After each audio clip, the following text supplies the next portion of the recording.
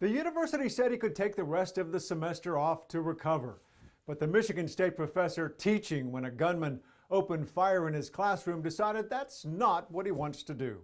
A week after 3 students were murdered and 5 others wounded, staff and students returned to the East Lansing campus, and Professor Marco Diaz was there with them. I think that the best way for me to carry on is to go back to the classroom. I feel that in order to heal, I need to go back and teach.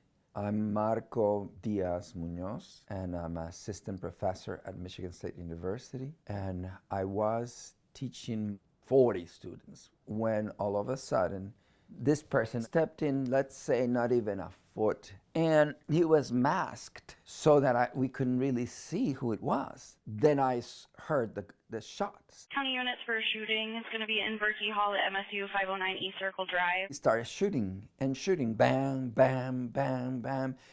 I'd say 15 shots. There's multiple victims in room 114. By then, the kids threw themselves under seats.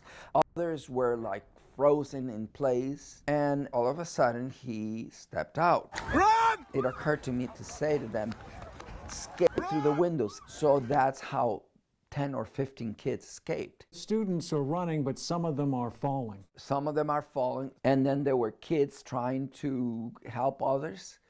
Some of them were very brave and didn't leave, adding pressure to the wounds so they wouldn't bleed. By then the paramedics were in the room and they were helping everybody, but not the 2 of them. And then I was saying, but these 2 are in the worst condition, they need help. And somebody said, they're gone, they're gone.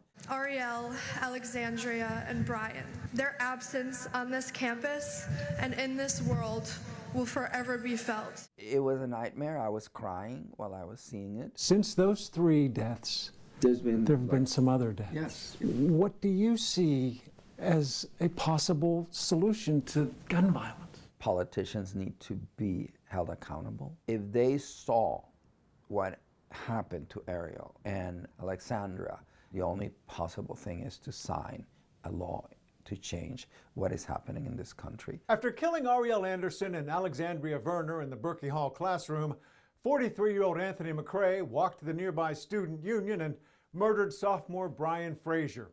When confronted by police, McCrae used his gun to commit suicide. Since the Michigan State massacre, state lawmakers have introduced bills that require universal background checks for gun buyers, safe storage of firearms, and red flag restrictions that prevent individuals from buying guns if they're considered a threat to themselves or to others. I'm Phil Dawson. This is Phil Dawson TV.